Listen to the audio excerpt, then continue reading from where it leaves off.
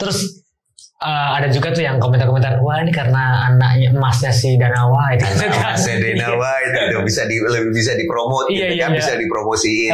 Dulu kan udah mau maju segala macam, terus cedera kan. Iya betul. Nah, ini mulai hype trainnya mulai digulir lagi gitu, didorong lagi, dinyalain mesinnya. Tapi kalau dari sudut pandang Bram nih, kemarin tuh siapa yang menang tuh? Sen sama Peter kemarin? Aku masih lebih bilang Piotr Yan sih. Iya, karena kan saya sih mikirnya karena ini kan keseluruhan MMA ya. Iya. Ada striking, takedown, grappling. Jadi harusnya dia yang mendominasi loh gitu loh. Ya, betul.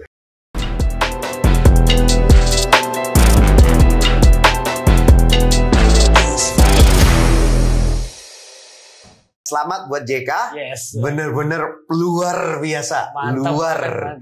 Luar biasa. Saya nonton deg-degan, Bram. Sumpah deg-degan banget saya itu. Bener, saya juga deg-degan. Nih bener gak nih? Apalagi kita ngeliat tuh. JK masuk itu ya. Itu kan sebagai replacement last minute loh. Iya betul. Dia replacement. Dia di saat terakhir. Dulu pertama udah gak ikut. Terus habis itu jadi ikut. Dan dia main di lightweight. Yang rata-rata orangnya lebih gede. Angga aja sampai turun ke featherweight ya benar. Nah, masuk ke lightweight, dadak dapat KO yang jadi highlight, jegrek, waduh, udah keren tuh. Terus begitu kita lihat nih, sebenarnya waktu kita lihat oddsnya, itu yang unggulan itu adalah Ki Won Bin sama ini yang Kim Kyu Pyong kalau nggak salah Ki. Itu yang di sisi satunya lagi ada orang South Korea. Oke. Itu ada jadi ada yang ada seorang Korea Selatan di satu. Ya, tapi gue pasti butcher itu nama itu pasti gue hancur itu gue nggak lihat namanya, sorry ya, mungkin harusnya sambil lihat contekan juga. Lee Min Ho lagi. Nah, unggulannya itu dua itu sebetulnya. Yang diunggulkan lolos dia. Akan lolos masuk ke final. Nah, tapi kok terus yang mendadak JK keluar nggak ada satu ronde, kemudian jebret. Itu shock semua seluruh Indonesia tuh. Oh, gila, keren. Gila. Itu kita bilang coba nggak ada orang yang punya 2 highlight KO di turnamen itu. Nggak ada. Bener. Ada yang tadi ada di situ yang jadi highlight, tapi nggak pernah ada yang sampai bener-bener pukul terus roboh. Yang satu spinning back fist, spinning back fist itu kan udah susah dapetnya, tapi udah langsung KO, itu udah jadi highlight. Terus keduanya langsung rontok ke bawah. Terus abis itu orangnya waktu itu Ki Won Bin itu mau duduk aja itu sampai di papa itu masih puyeng loh. Masih nggak bisa berdiri. Itu kan benar-benar jadi highlight gitu. Wah, kurang apa lagi coba? Keren. Itu benar-benar udah hebat. Pada saat penimbangan tuh saya sempat deg-degan karena pada saat cut aja si Ki Won Bin-nya kan miss gitu kan tuh. Sempat miss dulu kan pertama kan? Kalau nggak salah setengah kilo. Setengah pound. Iya, setengah kilo apa setengah pound? Setengah pound. Oh, setengah pound. Pound kan dia kan? Nah, jadi 156,5 kan dia. Iya. 156,5 dia mesti motong 1 ke 156. Iya. Terus itu aja rangkanya kan gede banget tuh. Gede, kita pikir nih orang kalau sampai kepegang aja dia nggak berkutik nih. Iya. Ternyata beneran nggak kepegang loh. Nggak kesentuh. Nggak kesentuh, nggak kepegang gitu. Dan yang buat saya yang paling hebat itu dari semua ini, itu kita sempat ngomong kemarin minggu lalu bahwa apapun yang terjadi, ini JK ini pasti ada pada level yang berbeda daripada. Dan ini benar, waktu kita lihat JK yang waktu pertama kali main di One Ride, habis itu kita melihat JK yang bermain di Singapura kemarin, habis itu JK yang main di Abu Dhabi. Berubah total banget. Kita bilang bener gak nih orangnya sama gitu. Bahwa kita lihat footworknya, presisinya. Tapi yang saya lihat yang tadi itu, yang hebat itu, saya nggak pernah lihat JK bisa sepresisi itu. Orang nge-fade, habis itu dia masukin. Biasanya dia akan maju, ditekan sampai lawan, habis itu darat aja itu pukulan dalam semua dalam semua jual beli yang ada itu gitu. Biasanya kan ini begitu. Perhitungannya matang banget. Jadi di fake kayak kemana tuh? Iya. Saya begini. Sorry, mungkin saya salah. JK tolong mohon maaf gitu ya. Tapi saya nggak pernah melihat JK itu sebagai seorang sniper. Iya. Counter dan dia bisa satu pukulan bom kencang di counter. Itu saya nggak pernah kebayang gitu loh. Dan terjadi ya. Terjadi. Saya tahu dia kuat, tahu pukulannya kenceng gitu. Tapi saya nggak pernah lihat bisa dalam situasi kayak gitu bisa terjadi. Iya sih, saya benar-benar ngacungin jempol banget tuh Kak. Itu. Ini pengaruh nggak sih TC di luar, di mana tuh, di Tepatnya Mark Fiori. Ya, Tepatnya Mark Fiori di San Diego. tepat nggak pihak One Pride itu bisa dibilang apa ya? Dampingin ya apa? Ya kita lihat hasilnya begini Iya, kan. iya. Kita lihat hasilnya seperti ini. Tapi kalau ini yang saya lihat, tinggal di US segitu berapa lama? Berapa sih biayanya? Kemarin dia berapa lama tuh? Wah, Ada nggak tahu. 2 bulan ya? Minimum sih sebulan, 2 bulan kali. Itu kan gede biaya hidup Pak. San Diego di California ya mahal sih. Nggak ada kayak warteg gitu kan, nggak ada. Nggak ada. Dan masa kalau camp masa mau makan warteg enggak lah gitu loh. Kita makan yang pasti udah kualitasnya beda lagi. Bener-bener kayak di susun dengan rapi ya TC itu ya. Benar. Nah itu pasti ada. Itu satu. Terus habis itu juga kita nggak usah jauh-jauh deh. Kualitas dari apa tuh namanya pelatihnya, kualitas dari training partnernya, kualitas dari training partner, kualitas dari pelatihnya juga itu pasti akan berpengaruh. Nah, seberapa bagus sih tempat TC-nya itu? Ya kita lihat aja hasilnya. Bahwa dalam waktu mungkin gini, saya pribadi itu pasti ada dalam hati kecil saya. Seberapa banyak sih kamu bisa improve, berkembang dalam waktu sesingkat itu? Ya tapi ini buktinya bisa, ya berarti hebat lah. Mungkin si pelatih itu hebat banget ya. Betul. Atau kemungkinan keduanya ya bahwa memang banyak gini orang berkembang seperti mungkin kalau kayak kita gini nih. Kita sebagai seorang kalau kita jujitsu gitu kan ya. Biasanya perkembangan yang paling gede itu kan adalah kalau kita ketemu hal yang kita nggak pernah pelajari, bukan hanya baru mempertajam hal yang baru. Itu berarti itu bisa menambah ilmunya paling banyak. Nah, apakah mungkin ilmu yang kita nggak dapat di sini itu banyak sekali ada di sono yang sudah tersedia? Apakah bisa sampai sebegitu banyak? Bisa loh. Ini tapi ya sama. Kalau kita bilang ada modalnya berapa sih? Iya ya. Kita modal ada berapa? Nah, kalau hitung-hitungan kasar aja nih, kita nggak usah TC, hidup di sono tuh berapa? Berapa ya kalau hidup di situ ya? Aku nggak tahu. Tapi kalau aku nggak salah nih, kalau aku nggak salah ya. Tapi mungkin aku salah. Kalau ini masih agak jauh nih. Tapi garis batas kemiskinan ya, kalau nggak salah di situ di California kali. Itu kalau nggak salah setahun itu apakah itu 10.000 US dollar? 10.000 tuh udah dihitung setahun ya.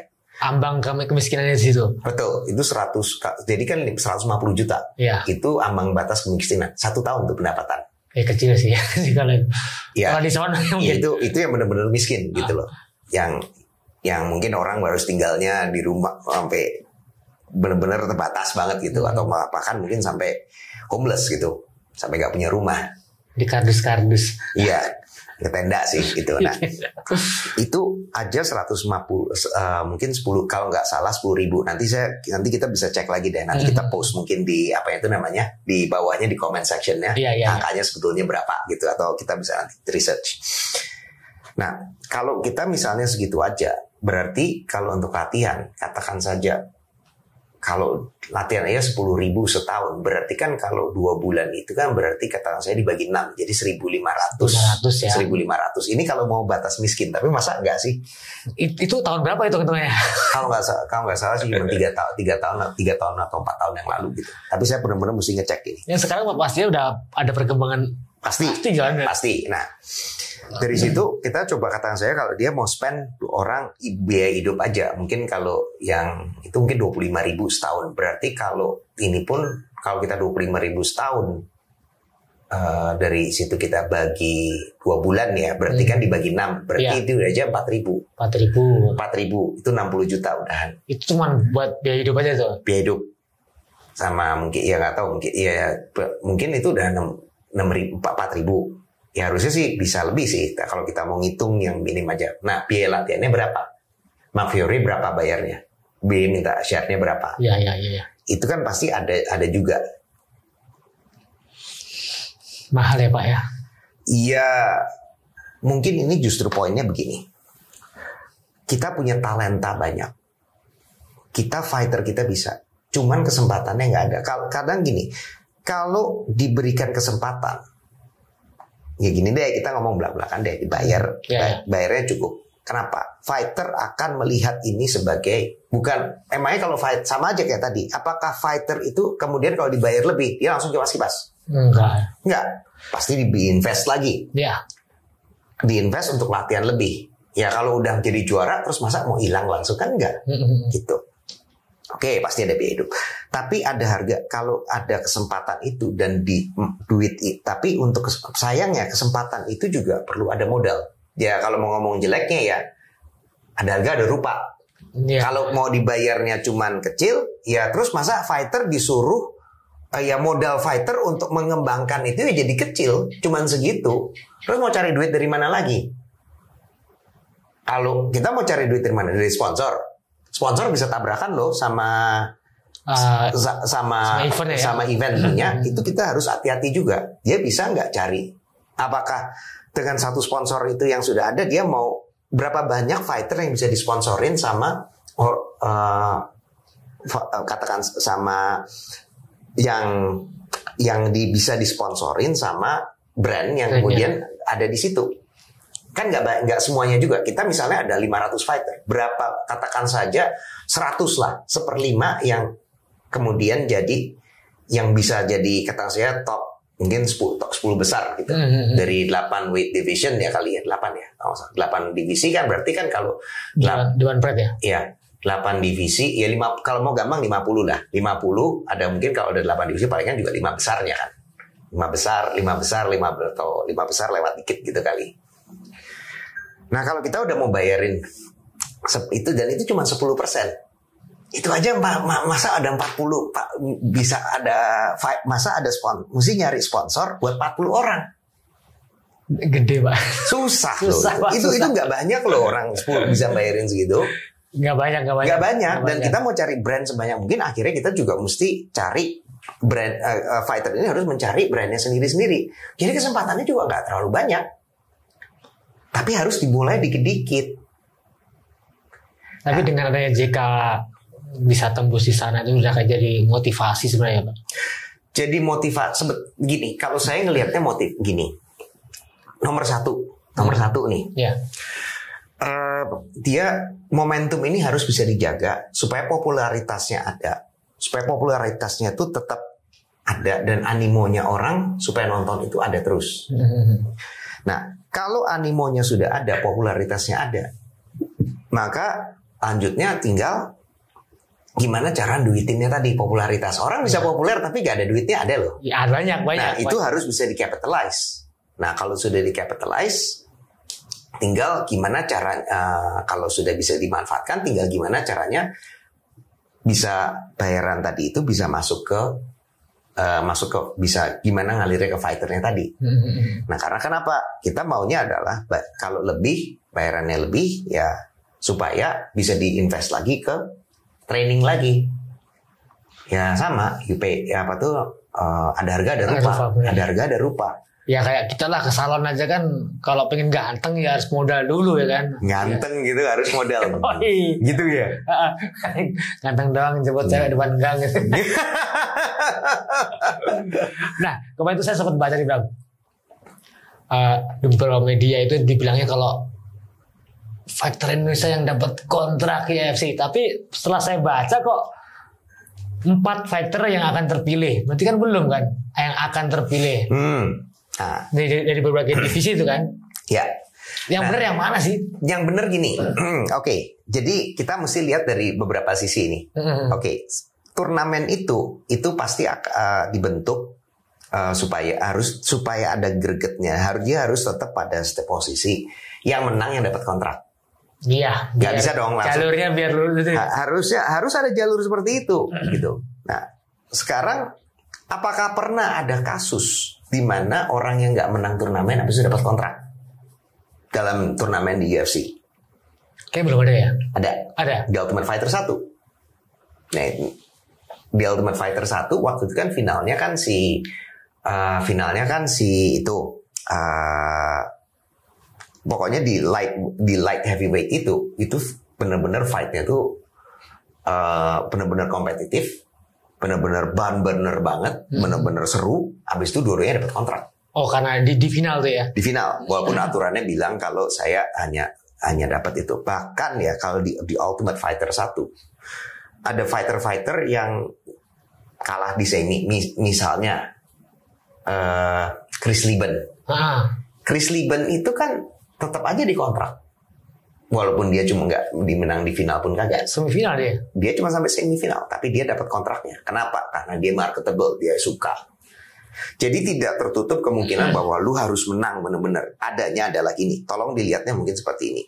Kalau menang ada jaminan ada kontrak. Iya, itu. Tapi kalau jaminan dari lewat turnamen. Tapi kalau performance-nya bagus, itu belum bisa juga. Kalau katakan saja nih, misalnya UFC bilang, gimana ya caranya masuk Indonesia ya? Pasarnya kan gede. Iya. Nah, bisa aja dibilang, oh ini kan performance-nya bagus nih, cukup. Ya udah. Apalagi bisa dapat KO, kita kontrak. Iya. Itu nggak tertutup kemungkinan. Jadi tergantung kebijakan Bahdana ya. Ada kemungkinan, ada jamin itu selalu ada, kesempatan tersebut itu selalu ada. Tapi jujur deh, lihat performance kayak tadi, ngapain sih keributin kita? Ngapain keributin data dapat apa enggak? Pokoknya kita lihat PD aja. JK yang sekarang ini udahlah, kita agak tenang. Yang penting betul. JK supaya tetap latihan, jangan ngambil remeh aja gitu. Dan pokoknya kita lihat fighter UFC pertama pemenang dari turnamen ini, kita harap dari segi lightweight itu kita harapkan itu adalah JK. JK ya betul. Gitu. Ya apapun yang terjadi kita dukung dia, doa. Dukung aja ya. Kita dukung dan udahlah. Mau namanya sekarang, mau namanya nanti. Kalau saya malah ngelihat performance tadi mah yakinlah menang gitu loh. Saya yakin. Saya jauh lebih yakin melihat yang kemarin performance yang kemarin. Ini harapan saya sih kalau begitu ya nggak nunggu nanti sampai final sih. Dengan kualitas JK yang sekarang ini kayak bikin level MMA Indo ikut naik itu kan. Betul. Kayak nyamain, aku mesti ngejar kayak JK. Kayak betul. Itu yang satu. Yang pasti kita pengennya supaya kelihatan seperti itu. Yang kedua pengennya itu adalah banyak pelatih itu kemudian juga bisa menarik pelatih yang lain supaya bilang, oh ya ini pasarnya ada, saya bisa buka, ada pasar, ada kesempatan di sini untuk kemudian pindah atau terus dapat ilmu. Kita juga bisa dapat ilmunya. Nah, jadi hidup supaya. Jadi industrinya bisa tumbuh lagi, bisa tumbuh lebih lagi gitu loh. Ya harapan kita lah ke depan mudah-mudahan makin besar dong. Kan musuhnya JK nanti siapa tuh yang dari India kan? Anshul Jubli. Itu bener gak sih di Soma? Itu latihan di Soma. Jadi, itu dia kalau nggak gini, kemarin ngobrol sedikit sama ada salah satu fighternya di itu. Dia bilang katanya dulu sempat latihan di Bali MMA, habis itu pindah ke Soma. Oke. Sebelumnya mungkin dia dari saya nggak tahu sebelumnya di mana, tapi dia mungkin lebih gampang latihannya di situ. Dia pindah dulu ke Bali MMA, habis itu ke Soma. Kalau salah tadi lihat Mike Ikile. Waktu kemarin itu. Iya. Kalau nggak salah lihat, I'm not so sure gitu. Saya nggak terlalu yakin. Tapi kalau salah ada. Saya sempat lihat juga deh postingan dia gitu. Iya. Wah, kok ada si Mike sih itu? Mike. Iya. Berarti apa ya si orang luar latihan di Indo, orang Indo latihan di luar. Nah, jangan lupa loh. Kita itu ada 3 fighter dari Tiongkok yang latihan di Bali MMA. Oh iya ya, termasuk pemain Sipin ya. Betul. Sipin juga latihan. Terus Sipin latihan di situ. Terus ada juga si yang Lukai nggak ya? Lukai nggak? Siepin, terus habis itu ada lagi, pokoknya ada 3 kalau nggak salah. Yang kemarin ikut turnamen juga kan? Yang ikut di turnamen itu ada 3 total. Oh yang tahu saya rambutnya putih-putih semua gitu. Iya. Kayak tim Oliver.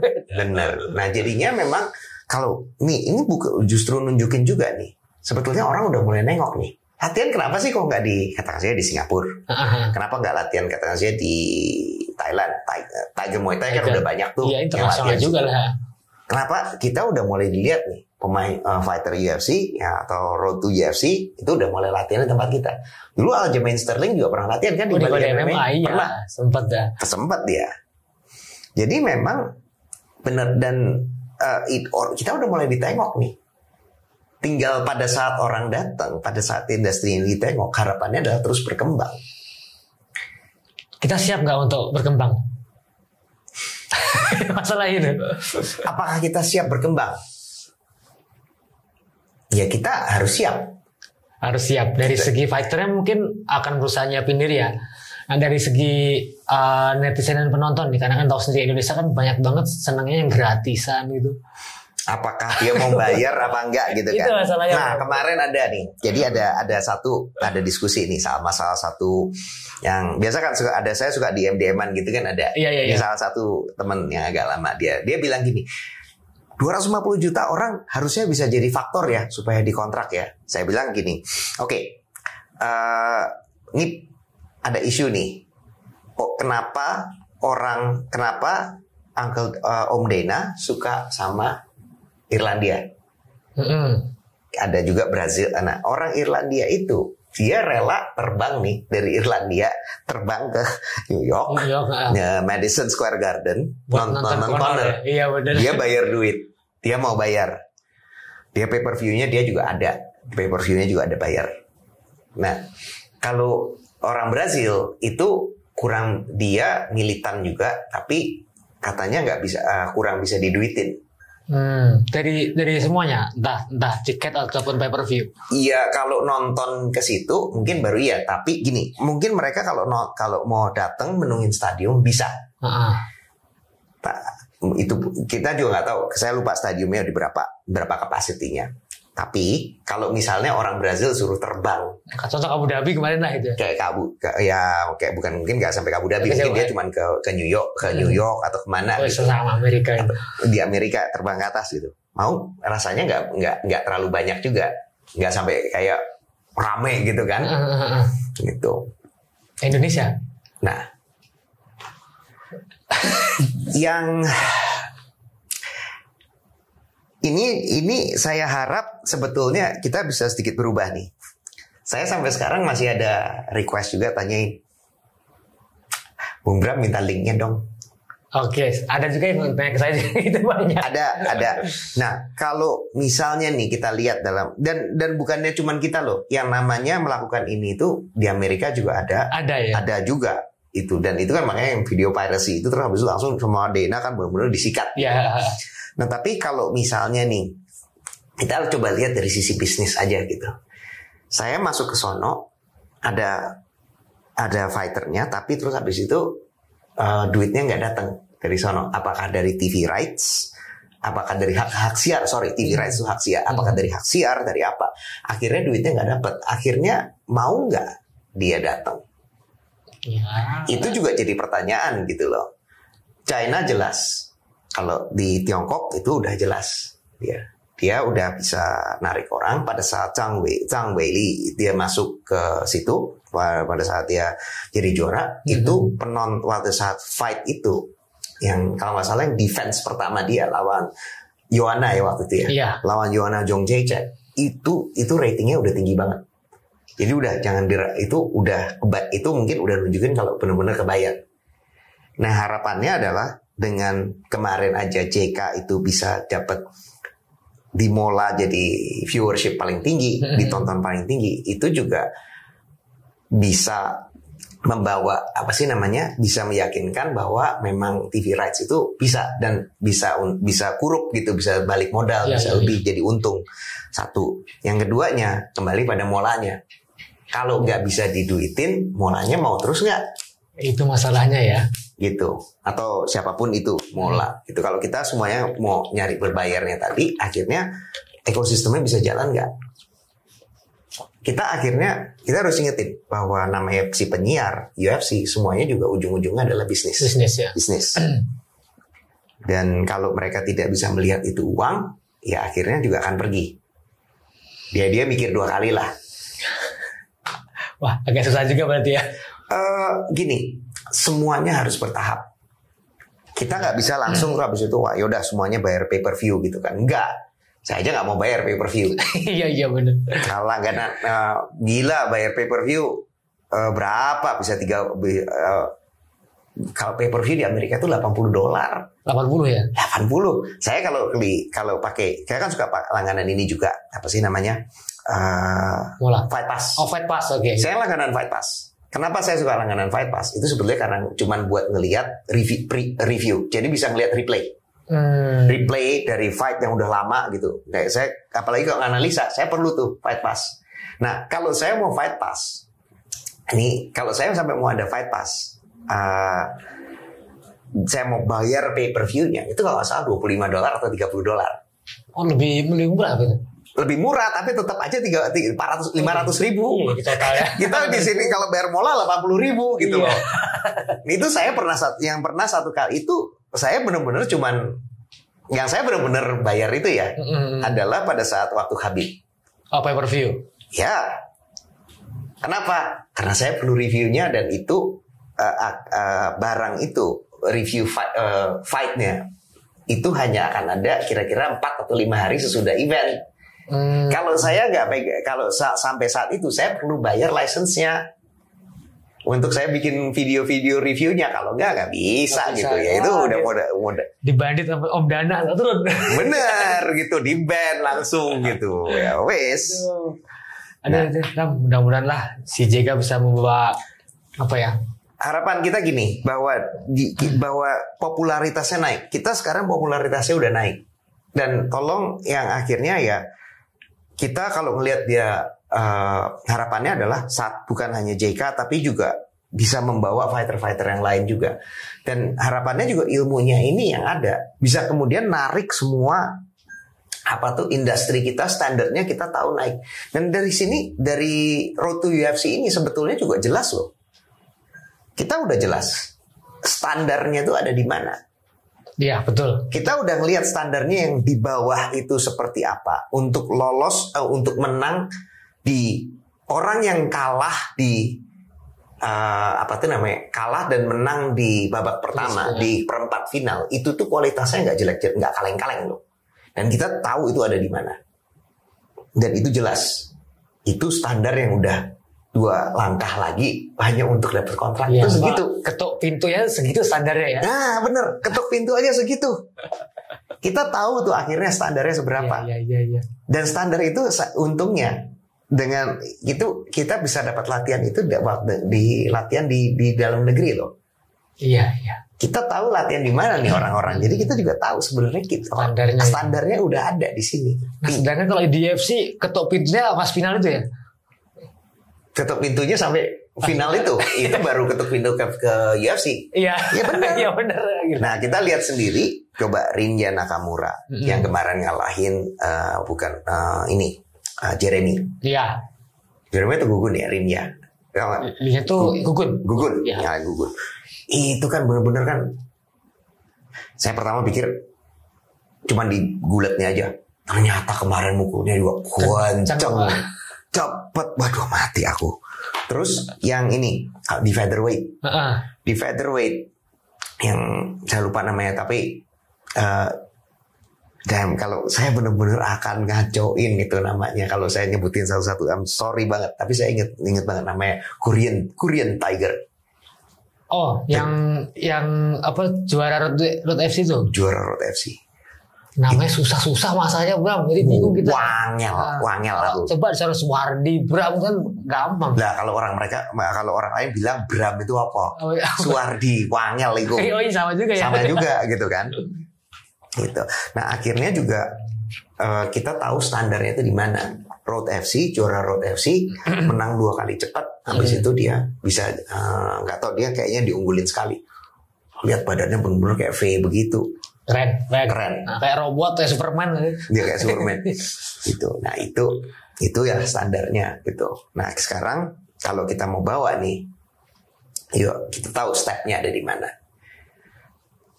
Sekarang promotor ini mau jadi feeder buat UFC atau mau 1 step di bawahnya atau bahkan 2 step di bawahnya.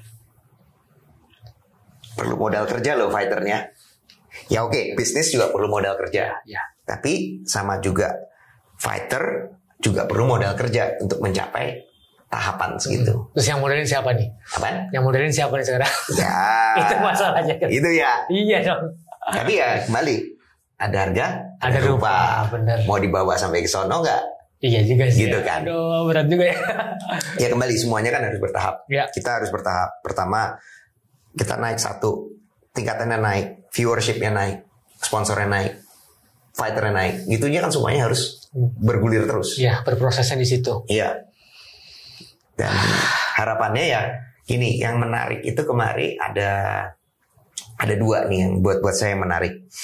Pertama kan Pak Ardi ngomong sama Habib kan. Iya. Katanya mau ke sini, akan direncanakan ke sini, tapi nggak cuma mampir, tapi sampai ke satu titik yang akan mau ada Sesuatu yang lebih besar. lebih ya, besar ya. gitu. Itu satu langkah. Terus habis itu kemarin ada, saya lupa siapa gitu, tapi sempat ngomong sama Islam Makashef. Dia bilang saya mau ke sono gitu. Oh, orang Indo.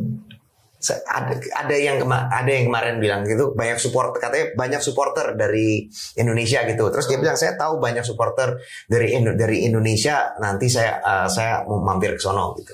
Islam Makashef yang bilang.